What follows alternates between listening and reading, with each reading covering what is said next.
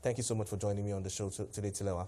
Yes, good afternoon, Kenneth. So we're looking at regional integration in Africa. We're listening to the two stories I mentioned earlier. We're seeing that the operational phase of the FTA is coming on board later this week when all the presidents head to Niamey for the AU summit.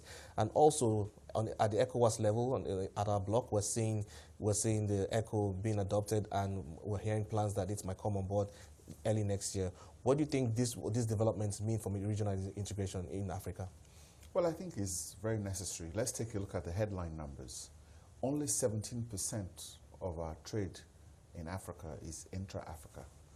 If we compare that to Europe, the European Union, 70% of their trade is inter-European, and in the Asian trading bloc, 60% of their trade is intra-Asian. And the European value of their trade is close to 8 trillion euros. So that's pretty significant. So I think this whole union of getting this African Union together has a potential of about close to 3 trillion in trade within the continent. And I think that we should begin to look to see how we can exploit it. And these are steps in the right direction. The African Continental Free Trade Agreement, the operational modalities would begin, they'll release those guidelines by their meeting next week in Niamey with all the trade finance ministers. And you can see that even at the ECOWAS level, where we've had tremendous success. And we're even looking to extend that union now to the final stage, which is normally the monetary union. And like you said, this ECO currency has been on the pipeline for a while, and they're looking to start it by next year. But as you know, we all can get ECOWAS passports. We've done so many things that is very successful across that trade barrier, and I think we should try and replicate that on a continental basis. All right, now so we're seeing the operational phase coming on board, but then let's look at the outsiders. You know, countries we know, Nigeria, Eritrea, and Benin are still on the sidelines of this. We've seen other countries have ratified, about 22 countries have already ratified, and some others in different stages of getting this done.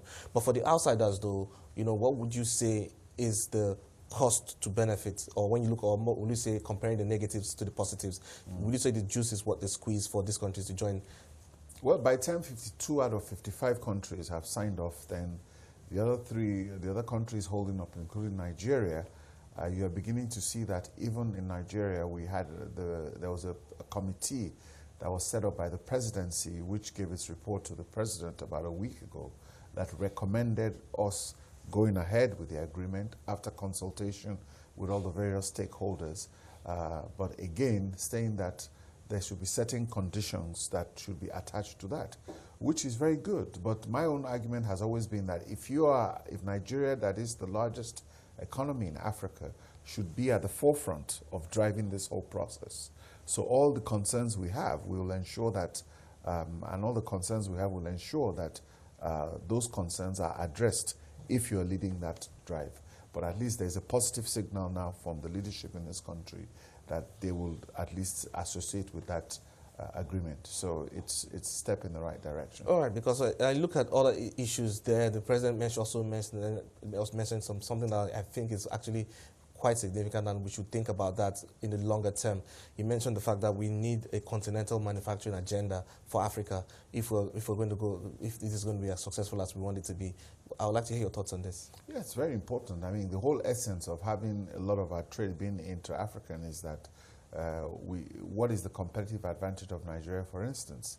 We should be able to process crude oil into products and to be able to supply the whole of Africa with our petroleum products. We have a West African gas pipeline that has already gone all the way to Ghana, which is quite successful. We should be able to take that pipeline all the way to Senegal on the western side, and on the eastern side, we should be able to take it through Cameroon into the Central African region. So there are lots of potential. We could even take our pipelines all the way to North Africa. So the potential for African value-added African manufacturing is very important, so that we reduce our dependence of importation of finished goods from Europe and Asia. And as you can see, they're already manufacturing and trading within their own bloc quite effectively.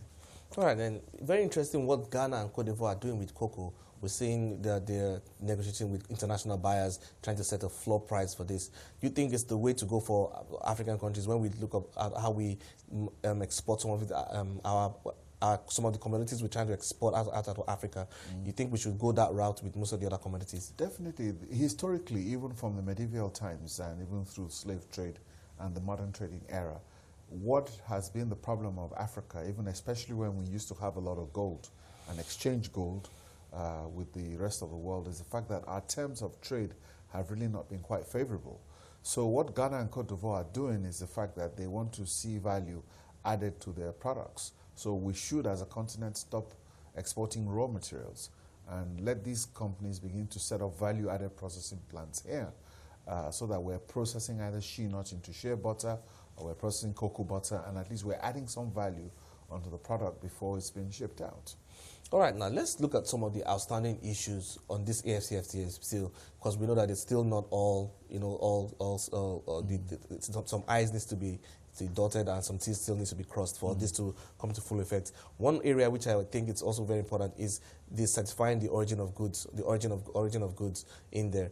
Understand how much this is, how important it is, because it's seen as the backbone to any free trade agreement. I would like to hear your thoughts on how you think this it's very important, because you see, one of the problems a lot of people are afraid of is the fact that the European Union never got a new trade deal with ECOWAS after the Lomé Treaty. And what the big problem with that is the fact that some issues about exporting finished goods from Europe into Africa or into West Africa, including Nigeria.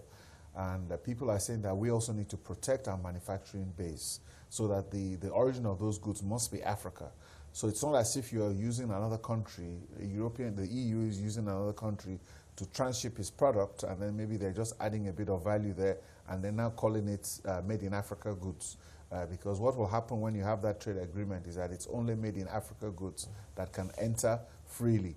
But the fear is that most of these trading blocs that are more powerful in Asia and Europe should not come to use certain vulnerable African countries as a backdoor to bring their products into the continent. And I think that is really what we want to avoid.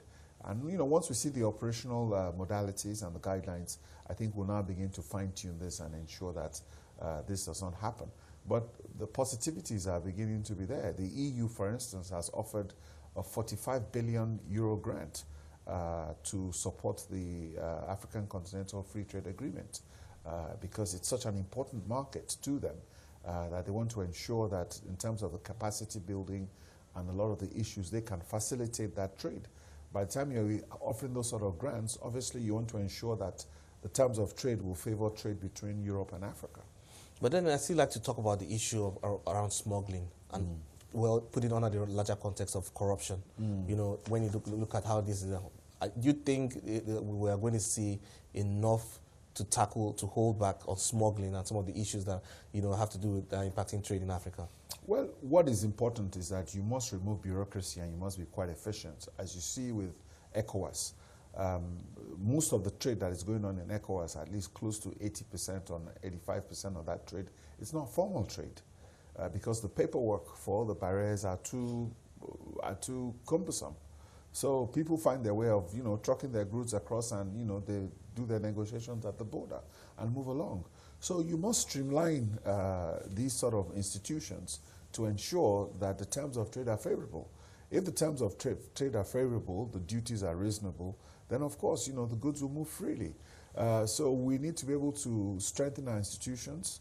As you can see with the problem with Britain trying to exit Europe is the fact that the key problem there is the customs union. Then if they go with a hard Brexit, then they're going to have to set up custom barriers between England and the rest of Europe. So these are the things that we need to look at. We need to avoid it. And if the terms of trade are favorable, then there's no need for you to smuggle because you can bring in your goods, you can pay your basic duty and get things going. So I think we need to strengthen our institutions to be able to support this process, and that will come over time. All right, then let's go into the single currency for ECOWAS now and look at how the 15 member states the stages that have gone far. We've seen this has been a long time coming. Yes. But do you think that we've done quite enough to see that this is going to be operational as early as January 2020? Well, with all these things, you need to be able to start. Acceptance is something that is not something that comes overnight. Don't forget that the Francophone countries already have their own single currency market, which they have the central bank across the CFA within West Africa. They already are in a single currency block. So we're quite lucky with that because you're now dealing with other countries in their currencies like Ghana, Nigeria, and the rest of them that have independent currencies. And of course, currency is something that people attach a lot to sovereignty. So it's not very easy for people to give up their currency. So I think, to start with, I think the ECO will work side by side with all the other currencies for a while to come. Eventually, before it begins to gain acceptance. So it's like if you're going to Ghana, then maybe you just change a few ECOs with you and then take it with you and use it. But it's not something that probably you might use on a day-to-day basis, still while retaining the Naira. So, but it's still a step in the right direction for us to have reached this stage in Africa, in ECOWAS, that we're talking about now a monetary union.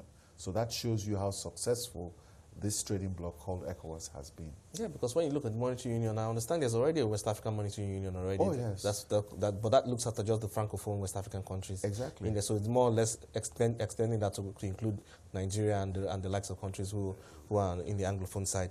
But then another issue on this is the issue around identification. And we all know about, when you look at financial services, they talk about access to finance lack of proper identification is one of the major reasons for people not getting access to finance and being recorded in the formal economy. We understand that a large number of Africans are still excluded from the formal financial systems. And when you look at how we're going to get this identification going into play, I want to understand if you see any challenges going on in the Not really, because technology fortunately has helped up financial inclusion, the use of mobile money, and of course what the disruptive technology of like the G5 technology coming on. Africa has adopted G4 technology in a lot of their cellular networks. So I think these sort of disruptive technologies can help significantly. Most banks have digital banking platforms, and Nigerian banks actually dominate the scene across West Africa. And you also have an ECOWAS bank, which is a bank that was built around ECOWAS, which is available in all the ECOWAS countries and has served as a very good clearinghouse for all these processes. So most Nigerian banks are all over the place in West Africa, and these banks help with the inclusion and, of course, the settlement of trade.